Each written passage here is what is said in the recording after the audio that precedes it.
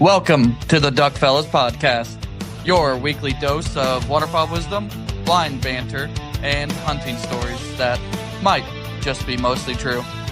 Hosted by Tyler, Kade, and I guess Pookie's here this week. Three fellas chasing feathers again, and maybe a good time or two. Do us a favor and hit that like button or subscribe wherever you're listening in at today. Welcome back, Pookie. We're all back. Long time no see. Gang's back together. Pumped. We're just glad you could make it on time this week. Likewise, me too. I know you got a lot of better things to do nowadays, but nothing more important than you two, I promise. Okay, let's not get carried away yet. Well, I didn't get to go hunting this weekend or this past week. I don't believe Kade got to go hunting this past week. Nope. But Pookie went. Pookie, why don't you tell us a little bit about your hunting experiences this past weekend? Yeah, so the weather people were right. It was freezing the entire time. I hate the cold. I get cold very easily. Did not have a good time. Saw a lot of birds, but a little bit of inexperience and lack of hunting out of an A-frame before kind of got the best of us, but a learning experience nonetheless, and still got to see a lot of birds. Man, that's the only way you learn, right? It's going out and trying it. Oh, absolutely, yeah. I mean, and you guys didn't get skunked. No, we didn't get skunked, and so the streak still continues for the year. I'll take it, but no, it was good. It was nice to honestly not have either of you two there, like just not like completely rely on you guys for a lot of the things that I would say I normally do. So just to see like how well I could call at geese and how they responded and kind of what they were like. And I know that changes obviously from time to time, depending on how call responsive geese are in general too. But just to be able to call at a goose yourself and watch it turn right towards you was kind of cool. All I got out of that was that he does not need to hunt or want to hunt with me or you anymore, kid. Perfect. False. Don't leave me. Did you learn the most important lesson of an A-frame? Don't use an A-frame ever? No, dude. The whole point of using an A-frame when it's cold out is so you can run a heater. Oh, yeah. No, we definitely did run a heater, but when it's like -12 outside, it doesn't really help y'all that much. That is fair. More heaters. I'd argue that, though. I bet you it did help. Just didn't feel like it did. I challenge you to go out and redo that same hunt in a layout blind. Yeah, no. Without your heater bodysuit. There it is. Yeah, that's exactly why we didn't use layouts, actually, is just due to how cold it was and the ability to use heaters and layouts, or in A-frames, sorry. I'm glad it wasn't that cold here. It was, yeah, I mean, it was cold. The snow and the wind. I mean, we had about the perfect amount of wind for goose hunting. Really just a perfect setup other than the it being so cold, like snow's coming down. We have enough wind that they can't, or they shouldn't really try to fly around you. And I don't know, we learned a lot. It was still fun. I was in a lot better spirits after I got warmed back up. You seemed kind of crabby when I was asking you how your hunt went. Whatever, though. That will happen. It happens. It does. I get it. I mean, not with you. I feel like this is a perfect time to roll us right into what we're talking about today. I mean, we talk about. Well, hold up. Oh boy. We're not there yet. Oh, I don't know. Kate didn't get to tell us about his extravagant weekend, just partying all weekend. We didn't do all that much partying. We ate some damn good food. We went out to Indianapolis for the PRI show. It's a big race, like vendor show.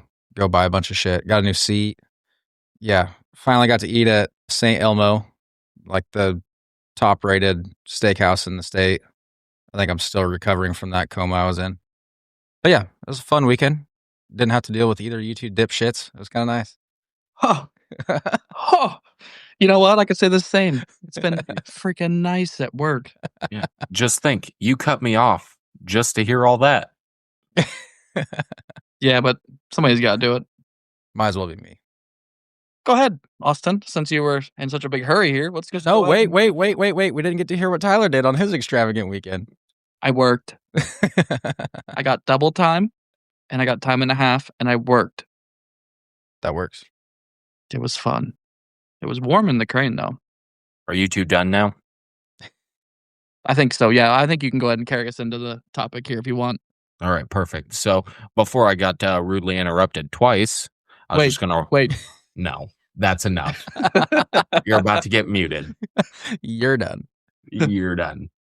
Before I got interrupted twice, I was about to roll us right into this week's episode, guides and freelance hunting. And what better to describe that than our own local guide, Papa Deech.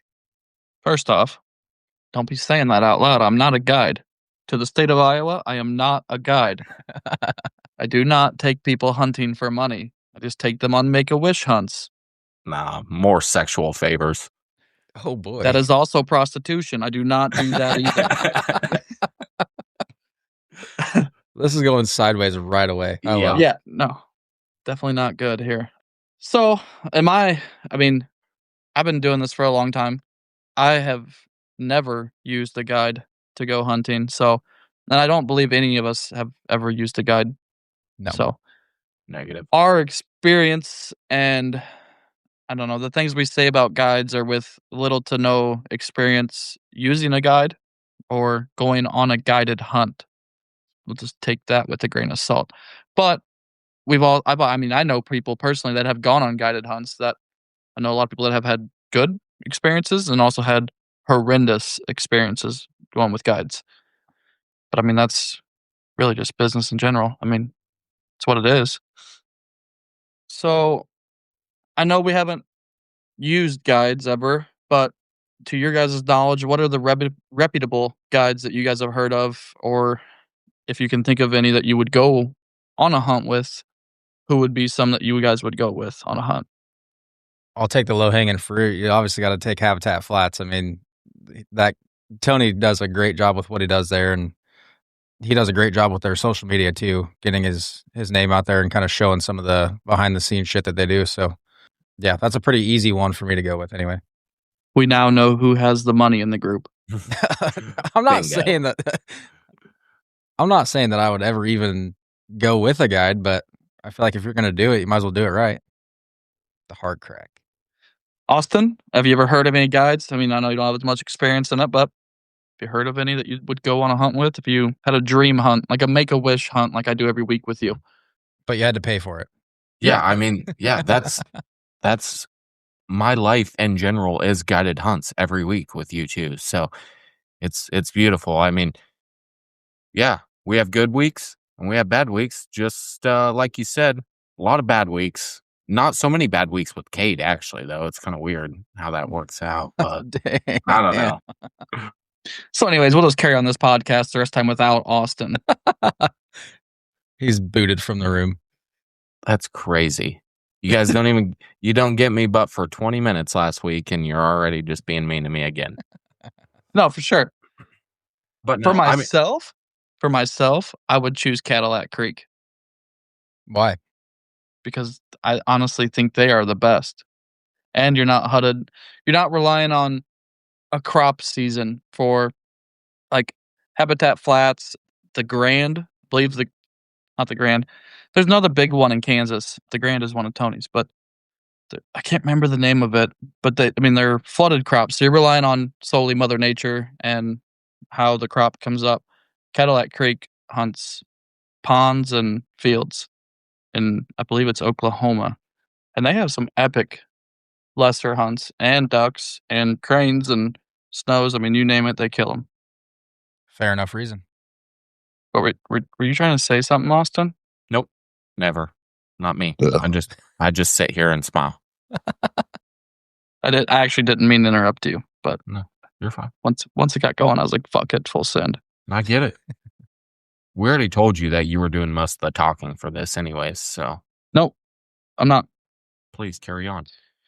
Okay, I'm going to carry on with asking you guys a question. So why do you guys think so many people use guides rather than just do it themselves?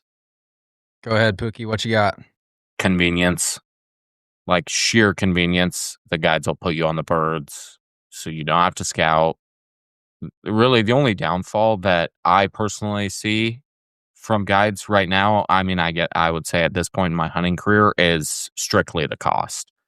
Like, other than that, the guides do the majority of the legwork for you, but you still get that satisfaction of killing birds. But I think if to offset the cost of the guide, though, I mean, it's probably way more expensive just to buy your own shit and do it, isn't it? That was exactly what I was going to say. Like the cost of going on one guided hunt per year, that's like your one duck hunt you do. If you bought all that shit and had to maintain it every year, you'd spend way more money. Right. Yeah. No, I don't disagree with that. I guess something to argue back at that with is that, like your example with Habitat Flats, if you're spending that kind of money to go down there for 3 days, and we all hunt a lot more than 3 days too. So, I mean, the costs, I would actually like to do the math at some point too, with the average amount of days that we end up hunting in a hunting season, and kind of do that math out and see where it would line up, really. I've done my own, and I know I hunt usually around 50 total days between duck and goose. For like regular duck and regular goose season, I hunt around 50 days. And to add to your guys' thing, I also know how much a 3-day hunt for Habitat Flats costs, and that's $62.50 for meals and lodging for just 3 days to kill 18 ducks. That's So- a fair point. I mean, it's expensive. I mean, granted, you guys are, or not you guys, but anybody that goes there is more or less guaranteed to kill 18 ducks, whether it's mallards or teal or whatever the hell they have around. So that's still a lot of money to spend to go down there for 3 days and hear your gun go bang a few times. That is true, but most of the people that go down there are not starving for money. That's what I was going to say. That's why they blow it like it's nothing. I mean, for I'd say probably 75, if not 9, like between 75 to 90% of his people, his clients that go there, they're just going to get out and do it anyways. Like that. Yeah. It doesn't that money they spend on those 3 days doesn't affect them at all compared to the general public. Yeah, and I feel like that's why he can charge so much, because he knows that. And like he's built the name for himself that he can charge that much money and know people are going to pay it. I wish I knew how much like Cadillac Creek charged. I don't off the top of my head. I'll have to look that up here. But so like we'll keep carrying on here. Would any of like Kade? So would you ever consider becoming a guide? Personally, no. Why not? Main reason being, it's like obviously it always sounds good. Like, yeah, we get to work on duck hunting shit year round, but the fucking grind of that in the season would be brutal. Like, it's bad enough when we go somewhere and hunt for 4 or 5 days, you're wiped out by the time you get home. But then when you're doing it for a living, you got to do that shit every single day. Yeah, it's definitely all in type thing. I'm sure you get used to it, like anything. But that first, Man. that first 2 years would be absolute hell. It can't be much different than what we do now. I mean, to a point. Granted, you didn't get to go with us this year on a hunting trip because you skanked out on us at the last minute. But Yeah, work. me and Austin went on a trip and we were there. How long were we gone, Austin? 8 days? 8 days, yeah. And that's a grind. I mean, it's, Yeah. you don't, for us, we were in the truck more than we were hunting. Now, that is a cool thing. Like, if you get in with, like, say, a Habitat Flats that has all the ground, you're basically just doing the maintenance on it, and then you flood it, and then you, like, there's not a whole lot of scout work that goes into that. Not like doing it freelance-wise. Right. So I just looked up Cadillac Creek's cost. So for like a 3-day hunt, basically the same thing Tony offers. Comes with lodging, bar included, all the goodies, is $37.50 for 3 days for that. Which So Damn near I feel half like the price. yeah, but like I said, they don't flood crops. Right. They're actually out of Amarillo, Texas. So they're just hunting fields and ponds. There ain't much water down there to speak of. Yeah. Pookie, if you ever got your calling situation improved on, which you're getting better at, would you ever become a guide or want to become a guide? No, I don't think so either. I just these past couple seasons, like I enjoy the grind that the season and the prep work like before the season take. But then we get that off time like right after the season, and which you like might not get that when if you're a guide or not. Like after season's done, I'm like, oh, I definitely need to take a couple weeks and not do anything.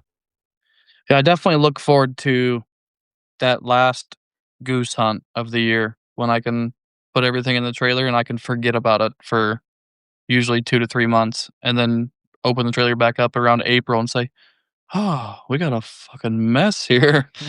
Yeah, you do that on normal weekends, not just the last one. False. Damn. False. It's got a bunch of lazy people that hunt with me. That would be me. Oh. So, I mean, this is gonna be a tough question for any of us to ask, but what factors go into choosing a guide? I mean, if you were to sit here and say, "I wanna go on a guided hunt next year," what would you be looking at before you book that hunt? I feel like the first thing anybody's going to look at is your chance to shoot your limit. I mean, that's Kinda what you're yeah, going there for. exactly. So that's like I actually was just looking it up before we hopped on here, but that's like an actual number, like so many birds per person throughout the season. I think like they're supposed to keep track of that. So, I think they um, report that to the state that they're licensed in. yep. So yeah, that's definitely like the first thing you ask. And then after that, I feel like you could ask for some references or some like shortly previous clients. Okay. Cost. Yeah, I guess not all of us have Cade's money, so cost would be a big part for me or you. Facts. The thing is, like I said, if you're going to do a guided hunt, you're going to pay whatever it costs. You don't really give a shit. Well, no, I mean, that's the thing. Like, if it just costs that much money, I just won't do it. It's not that I wouldn't do it, actually. It's just like the backlash I would get. So you're saying mama might get mad? Yeah, she probably would. I mean, love her to death. Like, she lets us do whatever we want around here and go She 8 does days. she does give you pretty free reign. Yeah. Yeah, no, I mean, she's great with that, but I talk about throwing over $6,000 at a 3-day hunt. Yeah, she might draw the line there. And he just knows that he would get absolutely fucking roasted by the rest of this podcast. So for me, if I was to go on a guided hunt, I don't know, like, obviously, I would wanna kill my birds, so I paid X amount of dollars to go on a guided hunt.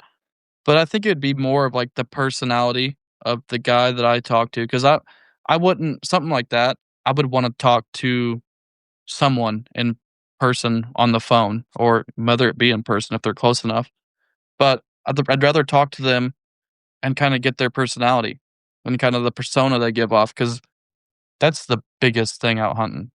Like, if somebody's just being just comes off as a douchebag, the hunt's not gonna be fun, even if you kill your birds. Like, I've been on hunts that, I don't know, some people just weren't getting along, or the vibe just wasn't it that day, and we mashed them, but it really wasn't that memorable of a hunt. My most memorable Right. hunts are the ones where we had a good time through the day rather than didn't matter what we killed. The jokes and the commodity was what was it for me. I feel like that goes into the grind of it too. Like, obviously, that's going to wear on the guide.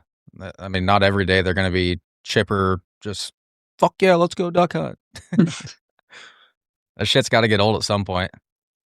Yeah, I would say probably that plays a big part of it. Later in the season, the guide's probably gonna be like, "Yeah, just kill your fucking birds, get the fuck out of here." Yeah. Compared to the beginning of the season, he don't give a shit. He's just happy to be there, happy Yeah, to be doing it again.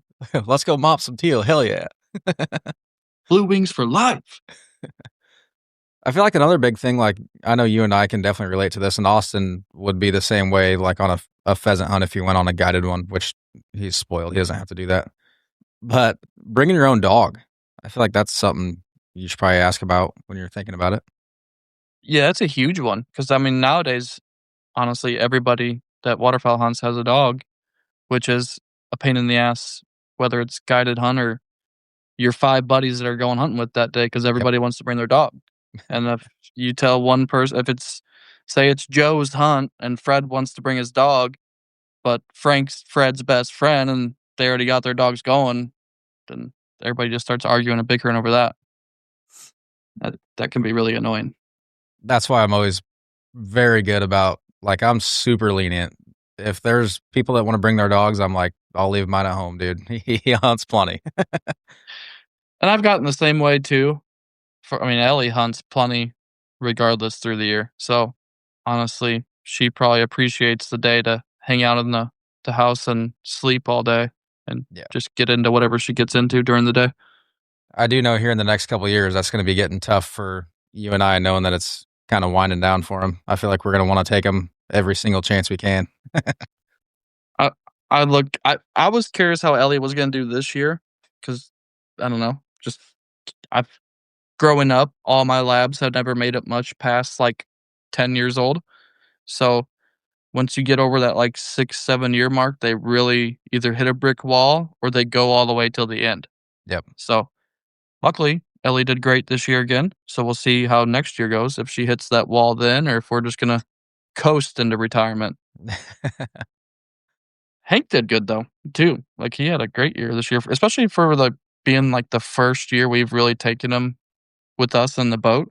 Yeah. Granted, he didn't really get in the boat much other than when it was really cold and he smelled breakfast. The dog knows what's up. Yeah. He does not miss a meal. He definitely showed up in the back boat like, hey, got any extra breakfast for a guy like me? Oh, shit. I don't know what it is about that dog, but since he's been a year old, dude, he goes out fast to get the duck. As soon as he gets it in his mouth, he's like, I'm taking my time.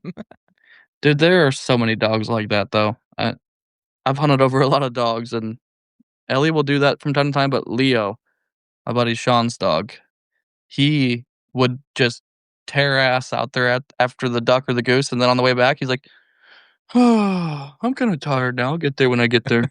Dude, it used to piss me off so bad, and then I was like, I'm not going to get him over it, but that's just how he is.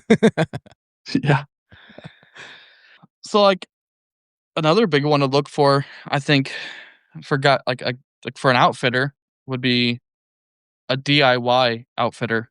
There's a lot of those out there now that they just go out and they lease the land and they have one guy that goes out and scouts.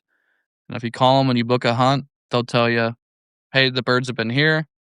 And some of them will provide decoys and gear, or decoys like lucky duck, spinners, that kind of stuff for an extra charge. Or you can just bring all your own stuff. They just supply the ground you can hunt and tell you where the birds have been using, and you go out and do it yourself. Yeah. I think that would be I don't know how Canada is because I haven't been there ever, really. It's been so long. But if I was to go to Canada, that would be something I would highly consider doing just to make sure that we were able to hunt some land. Because I don't even know how hard it is to get permission in Canada. I'm sure it's about like anywhere. Like you guys kind of fought it in North Dakota. It's got to be about the same. I've heard mixed reviews on it. I've heard it can be pretty easy, but I've heard some people say it's a pain in the butt. But maybe it's a personality thing. I don't know. Yeah, it could be. I mean, that's like last week we talked about landowners and permissions, and I think the first vibe that you give off to somebody is the biggest thing ever. For sure. When getting permission. I don't know. Either way, none of us have ever used a guide or an outfitter, but obviously off of firsthand, I mean, you got Habitat Flats, Cadillac Creek, that are two of the biggest ones in the waterfowl industry nowadays, I think. Two of the ones I notice. Then I think you got Dirty Bird Outfitters, Maxed Out Guide Service. Did you ever figure out the name of the other one you were talking about earlier? Nope, I couldn't find it. I mean, there's plenty of good ones out there, but obviously, definitely you want to do your homework before you get one, because if you're spending that kind of money on it, you're gonna be really pissed off if you get there and the guide's a douchebag or it's not what you're expecting at all. Kate's deep in research. Yeah, Mhm. I'm trying to find it. What I know you guys have heard of him. Rick Ham, Show Me Your Snows Outdoors. He's kind of fell off lately. Dude used to have the biggest snow goose spreads out there. That is something that I just can't ever see myself getting super deep into. Like, I'd like to go out one day a year, but shooting snow geese, dude, there's so many fucking decoys. It's insane. It's a lot of fun though when you get on them. If you're hunting a field or a big feed and you just start burning them down and you're killing 150, 200 birds, that's a lot of fun. Yeah, the worst thing for me is just time. Like, springtime's super busy for us, getting ready for race season, and usually starting race season around that time. So Beer money. I don't usually have a lot of time for the actual fun shit. Austin, why do you look so miserable just sitting here? No, I'm not. I'm just listening, taking all this in. I mean, are those all the? Did you ever respond to what you would look for, looking if you were to book a guided hunt? Yeah, I mean, I talked about the cost, but to be honest with you, like, I've never even thought about doing a guided hunt at this point. Like, Tyler also never answered if he would be a guide or not. mm, I feel like this one could get juicy. I wanted to do it when I was younger. Like I really thought I would enjoy it, and I still think I would enjoy it because honestly, throughout the season, I don't get as wore down of hunting as a lot of people do. Obviously, I get tired of it at times, but I feel like I do better at holding up to it to a point than a lot of people do. It's just I don't want it to be a job. Right, because I feel like once it becomes a job, it kind of takes not all of it. Obviously, it's always fun shooting shit, but I feel like that takes a lot of the fun aspect out of it. Well, especially if you get them bad clients, you get a group of guys that just say you have a slower day. Like you're killing ducks, but you're not murdering ducks. And they're just crabby, which I understand because they just spent all this money to come hunt with you and they expected you to put them on birds and it's the birds just don't cooperate that day. That would be what killed it for me. Yeah. Just because you're trying to satisfy these people that paid this X amount of money and that are also you're relying on them to tip you to make your living. Because I mean, I don't think guides make much money per hour or per hunt. I think it's more unless you own the outfitter and you're small, but I think it's more or less tips that you're living off of. Yeah. So I don't think I would ever do it. I used to always want to do it, but maybe 20 years ago when you were in your 20s. all right. Damn. That wasn't 20 years ago. Damn near. 30. That wasn't 30. It's 15. Bullshit. Literally 15 years ago is when I would have been willing to do something like that. It's a younger man's game. Although I do have one good buddy that still does it, and they're actually a pretty reputable guide service. Final Descent. They're out of Lubbock, Texas, and they can put you on the little geese and cranes. They smack the shit out of them every year. They used to go to Canada, but I don't know if he's gone back since COVID. COVID really changed that stuff. COVID fucked up a lot of stuff. COVID fucked damn near everything up. Yeah. Yeah, like Walmart not being open 24/7 anymore. Mm-hmm. That's some bullshit. Yeah, trash. McDonald's doesn't have breakfast all day anymore. Trash. Fair. That's the only thing I liked from McDonald's was their breakfast. We lost everything good. I hate it here. But I think we can probably move on to our next topic.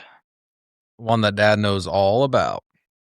If Austin will talk, he can go ahead and introduce the next topic. I feel like it's Pookie's turn to talk here. Yeah, no, he's busy clickbaiting something on TikTok probably. No, I'm just going back and forth from the stream to the dock. Relax.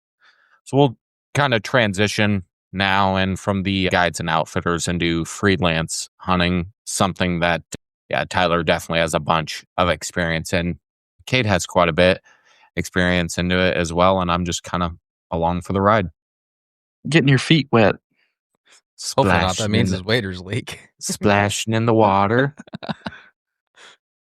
He's listening to the song. He's got his toes in the sand all the time. Mm-hmm. No. Side note, we didn't kill our birds this weekend because I didn't listen to Pink Pony Club. You didn't listen to Pink Pony Club on your way out hunting? No. You're fired. Fired. Done. I know. You're the one that yells at us for not listening to it. I know. Mistakes were made. Yeah, you guys were fucked from the get-go. But Yeah, was that before or after you lost your keys? ooh. Yeah. Dude, I can't forgot wait about that. I can't wait to post the clip of that with the audio, because obviously if he would have parked 10 more feet farther forward, we'd had it all on video. But the sound of him hitting the ground and go, oh, fuck, that hurt. I feel like this episode for me is just a constant shout out to my wife and how awesome she is, because I just so happened to turn my truck off and got the whole key not detected. I'm like, that's really weird. Had to call her, get her out of the house in a snowstorm, and bless her heart, she's messing around in the snow looking for just a key fob. I mean, that's all I have. I'm not one of those guys that carries around a whole bunch of keys with them. So she's looking for a key fob and 4 fresh inches of snow at Tyler's house. Yeah, I seen it on camera, her all bundled up trying to dig in the snow. I'm like, that poor girl. Mm-hmm. Yeah, no, she's a stud. Yeah, for anyone that doesn't know, go listen to our first podcast episode and listen to how much shit he was talking about her that day. Don't. I had to hear about that. I still hear about that. I was wondering about that. We never did talk about how much shit you got over her. Oh, yeah. Talking a little trash. Yeah. But I heard it was equal on both parties talking shit. So. Oh, yeah. No, it was. If you go and listen to their podcast, it's not just us. Like, it's not just me. Like, it's all of us. Like, she talks about how much you guys steal me away from her and how much she actually hates you guys secretly. Huh. I gotta ask, if here, hopefully in the next couple of weeks, within the next 2, 3, 4 weeks, we're going to be doing video podcast on YouTube. Are you going to cover up the Cornfield Confidential in the back and put your own little thing back there for just our episode, or what you going to do? I don't know. I'm going to have to take it up with the boss. That is all hand drawn back there. No, I mean, it looks good too. Yeah, no, she did a stand-up job on that thing. She's even got the lights coming down from it. Their podcast is much more aesthetically pleasing than ours. Definitely not as good, but they'll get there, maybe. There it is. There it is. You're welcome. Yep. Now was nice. She's definitely not cooking us breakfast in a few weeks. Yeah, it was nice knowing you guys. Never see you again. Rip. That's all right. They got to make it to this point of the podcast to hear that. You should be safe. We're halfway through. Anyways, let's get back to a topic of some sort here. Yeah. Back into freelance hunting. Oh, was that what it was? Yeah. How damn expensive it is nowadays. Words are tough. Yeah, words are tough. It's late. It's getting late. It's past my bedtime. It's not even 9 o'clock yet. To It's DIY. almost 10 o'clock here. All right, lock it in. I'm tired of both of you. Yeah, I mean, the cost of doing it yourself nowadays, depending on how you want to do it, is astronomical. There are cheap ways to do it. You don't have to go all out. I mean, does it help having a crazy amount of decoys? I would say probably 3/4 of the time, yeah. But there's times where we go out and throw 2 dozen. So at that cost, that's nothing. 2 dozen decoys. I mean, decoys are still expensive, but 2 dozen is more realistic for everybody. Very manageable in that aspect of it. Yeah, I mean, you could honestly haul all of your shit in 2 trucks if you did it that way. No trailer, no nothing. Just throw all your shit in the truck. Well, I mean, even if you're hunting like on water, like you don't gotta have a giant boat to go out there and kill ducks on the water. You can go out there with a 14, 15, 16-foot boat and stand in the willows and kill them. Funny hearing that come from you. It's a lot nicer doing it in a boat. Yeah, it is. I will agree. He overcompensates for something with a big truck and a big boat. Yeah, it's called retards that I hunt with. Well, why do you invite so many of them? Yeah. I don't invite them. They just keep showing up. Oh, shit. Dang it, I hate you guys. No, I mean, it's definitely wildly expensive when you start getting into motion decoys or just all the knick-knack stuff you can get nowadays, and then the cost of fuel to get there. I don't know what gas is, but diesel's always over $3 a gallon now. Words. Tough. And then generally it can be up to over 400 or 400. Words are really tough tonight. Come on, lock it in. Diesel can be over $4 a gallon sometimes too, and that ain't cheap, no matter which way you look at it. Yeah, especially like our North Dakota trip when we just kind of rolled right into scouting. So then we're scouting while pulling the trailer, which not only does it make scouting harder when you're pulling a 24-foot long trailer, but I mean, it's just that extra weight that you got to pull around and eating more fuel, and fuel bill just continues to go up. 10 out of 10 don't recommend dragging the trailer around everywhere scouting. No, that sucked. Did you get any pickles where you had to do like a 75-point turn to turn around, or? No, we just backed all the way out of this one road. We were like a solid mile down this dirt road. It wasn't even a dirt road. It was a freaking wagon trail. Sounds like that field we hunted last year where we had to carry all of our shit in. Yeah, that sucked too. Yeah. That was the same thing. Pull down, back out. Yeah. I mean, with freelance hunting too, you got the challenge of getting on private land, out of state, in state, and also around outfitters. There's so many outfitters nowadays that it can make it extremely challenging, especially in the Dakotas, or you start getting south. Like here in Iowa, we don't really have any guides and outfitters. I mean, there's a few, but nothing major where we hunt. But you go down to Kansas, Missouri, Oklahoma, Texas, Arkansas, it gets extreme again. But like we're kind of like lucky being here where we are. We're right in the middle because we just don't have that problem. And so we're just battling other groups of hunters that generally we know. Yeah, that was definitely a challenge for me in North Dakota. Like, I mean, you just don't know anyone up there. So you're trying to get permission for this piece of private land and you're meeting somebody completely new, just trying to convince them to let you and your buddies like hunt their land, where around here, I mean, the town that I live in, I've grown up here my entire life. The majority of my family is either around here or very close to here too. So when I go and talk to these farmers from around here, even if they don't know me, they're like, oh, well, your last name sounds familiar. And then you just kind of continue to talk to them and they're like, oh, well, yeah, I knew your parents or I knew your grandparents. And then it's just kind of a little bit easier to work your way into when you have that avenue of knowing people, especially when you've been around the area and your family's been around the area for so long. Yeah, for sure. I kind of struggled with that when I moved to where you're talking. Like back where I lived, everybody kind of knew who I was. Like it wasn't out of the ordinary to go try to get permission. People are like, oh yeah, I know who you are. First year I came down here, I could not get a single field to hunt. And I'm like, what in the hell? Then I found out kind of who was in the in crowd and who was getting all the permission. And I'm like, all right, I know who I got to go somewhere else a little bit further away. Mm-hmm. No, I feel like at least farmers around here too are like, they really care about two things. Like, don't tear up their field and don't leave your trash out in the field. Like, other than that, I mean, at least the majority of the farmers that I've talked to, like, they don't like the geese anyways. So they're like, shoot every single one of them. I don't care. Gladly. That's I illegal. mean, not really gladly because you guys killed one this weekend.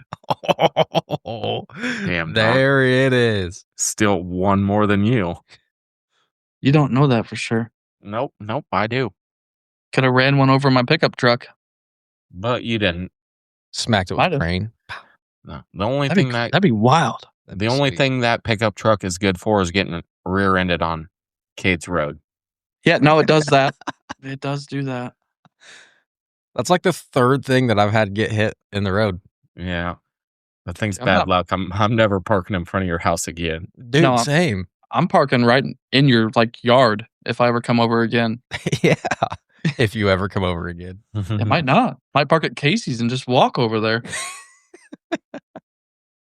Hey, can you guys come pick me up? I'm not parking there. Well, I know you can survive walking home in the cold or I can survive walking over there since you walked home in the cold that day when it was like negative 15. No big deal, bud. Nah, it wasn't. All Good in thing a you were day's dressed work. for it. Worst thing was all I had was my base layer and a freaking sweatshirt on. Yeah. When did you move to Knoxville, Kade? I moved here in 2020 in July. So I lived there before you did. Mhm. Ah. Yep. Yeah, I mean, it is. You do once you kind of figure out what landowners are not tied up with a certain group. It's really not that hard to get permission for land where we are. It just you got to know what property's not even to go with and look at because there are definitely a handful, but there's also, I mean, I'd say there's more than not that will let you hunt. Yeah, for sure. Oh, for sure. That first year, it was just every single door I knocked on was the wrong one. That can be demoralizing as shit too. and now I know that. Haven't been back since. Nope. So I know you got your first taste of this year in waterfowl hunting, but what's the feeling of going out of state or country and having, you know, I wouldn't call this trip a necessarily super successful trip, but we had some successful hunts. We had a good time, a few days. So what is that feeling for self-satisfaction when you can go out without a guide and do that? It was just cool to be able to, just to even have that opportunity with a good group of guys to go to a completely different state that I personally had never hunted before. And honestly, the day that we got into all those snows and then the very last day of the trip made it for me. Would I have liked to shoot more ducks on that trip? Yeah, absolutely. But beggars can be choosers, and the shit that we do is not easy to do. I mean, everybody, you both know that. Everybody that listens to our podcast knows that. Sometimes you get the better of the birds and sometimes they get the better of you. So at least to go out there and really get on them a couple days, that was just a lot of fun. Yeah, for sure. Kade, you've been out of state. I know for sure at least once. Only once. How was your experience of the one time you didn't bail on somebody on a hunting trip? Oh, Facts. fuck. Now it's my turn. I don't like it. You're not going to live that down until you go on a hunting trip. Well, I'm saving a week of vacay for next year, so you guys can lick my nuts. Yeah, we'll leave it when we see it. Yeah, no shit. We kind of had the same struggles you guys did. I would have never in a million years guessed that you guys didn't time that perfectly. But, I mean, when it's 65 degrees in Canada, why the hell would a duck move? There's that. But yeah, kind of the same thing. We had our successful days, and I mean, those days felt pretty damn cool, especially because I'd never been there ever. The guy I went with hadn't been there a ton, so it was still pretty new stuff to both of us. And yeah, I got to experience some new area, and there was a couple of days we shot the shit out of them. Shot the shit out of geese up there, kind of like you're talking.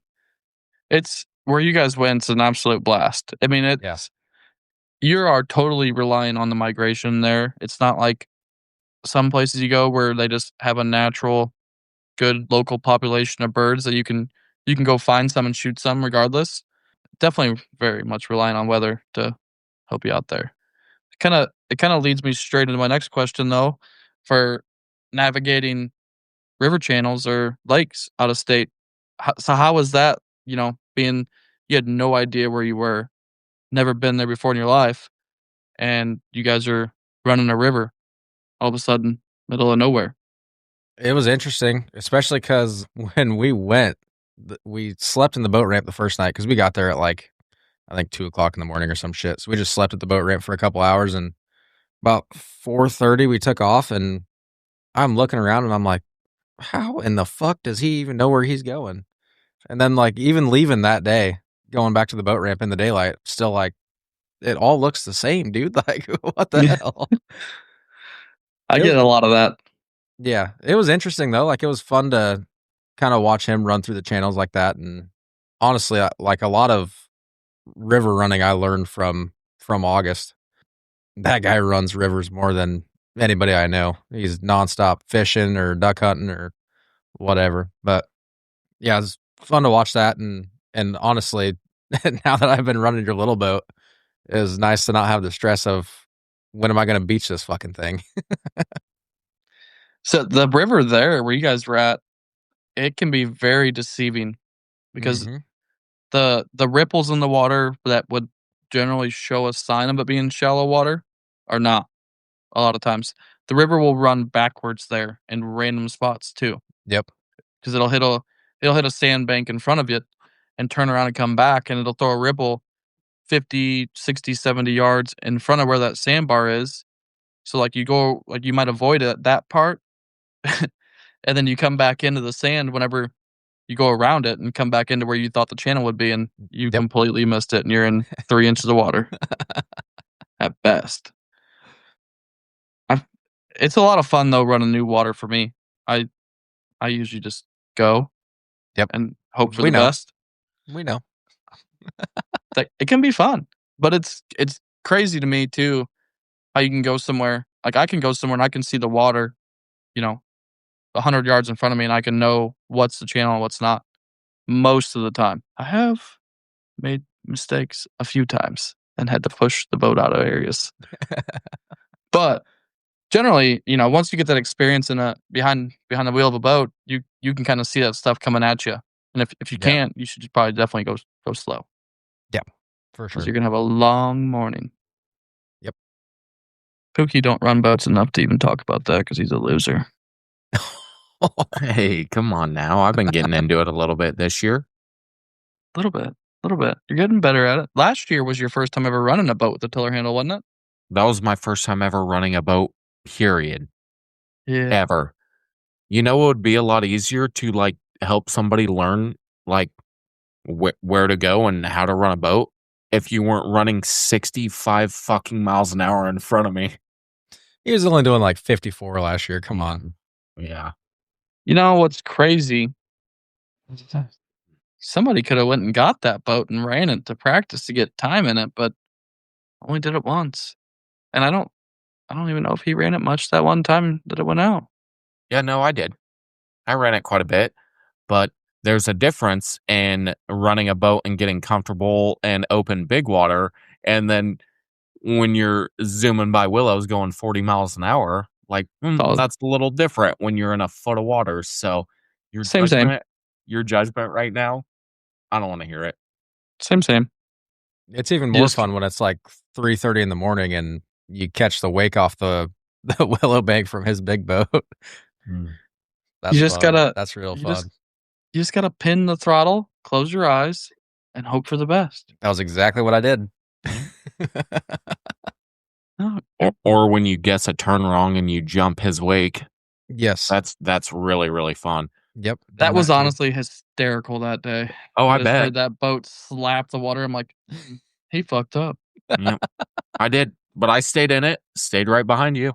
I was like, if I don't, this is going to be so much worse. Yep. I slowed down. I was damn near doing, I was almost off plane completely to make sure that you didn't wreck it into the bank on the other side. Not a chance. I looked up and he was already at the far marker. I'm like, oh. We weren't I even gotta at the go. markers yet, bud. We were in the river channel still. We just came out of one of the corners. No, yeah, like you were at the top marker to go around. Yes, you were. No, dude, you need to lay off the drugs. Lay off the drugs. I will die on this hill. Stay out of the Prepare to- evidence room. Come on. Mhm. Prepare to die. Anyways, so I mean, a lot that goes into freelance hunting is just be prepared as much as you can for any kind of hunting circumstance. There's so many different situations that come into it, whether it's hunting a field, a water, but also then weather dictates where you're going to hunt so much. Whether sometimes it gets too cold and freezes water, then you can go hunt a field, or you're going to go hunt a river, and there's still a lot different that can go into hunting a river compared to a lake because you can't navigate the river possibly. That, or like we've talked about with your decoys, you run the big weights on them just in case you do have to hunt a river that's fucking ripping current. Or go hunt the main part of the lake where it's 20 feet deep and it's not frozen yet. Right. I mean, most people, they take the Texas rig route because it's easy and you can tie them up. You don't really have to worry about them getting tangled up. They are nice. But the way you do it is the best way to do it. Yes and no. I mean, if you know you're not going to hunt anything over your waders deep, and you don't care if you never hunt anything over your waders deep and you just don't worry about it, then obviously a Texas rig is the best thing for you. But if you want to be able to do and hunt wherever you want and wherever you can, then the way that, using a bigger weight with longer string, or just a string in general that you have to wrap up, is the better option. Dude, if I could count on both of my hands how many fucking decoys I've lost because I threw them out too deep, I'd be really happy. But I can't count it on two hands. I can't even count it on my two hands and my 2 feet. Between that and current is major, or waves. Like waves even move my decoys. Mm-hmm. When it gets real windy, then just drag them right away. Bye. Then you have the whole other aspect of ice jams blowing down on the river, and that's nothing gonna hold them from that. No. Unless you got a 1-ton pickup truck underwater holding them down, they ain't staying. They're leaving the chat. Driving T-posts in the sand and shit. That'd be awesome. So much work. So, I mean, maybe Austin can touch on this one a little bit. The difference like if you're gonna go with a guide, obviously all you're gonna need is just your general public license. But if you got a boat and all that stuff, there's a lot more that goes into it. Enclosed, you gotta what do you all gotta do there, Austin? Well, I mean, you have to just keep your registration up at all times. That way you don't have to see me on a non-friendly level, because nobody likes that. But do you have a friendly level? I do, yeah. Actually, unless you have window tint, then you're just going straight to San Quentin. Only you.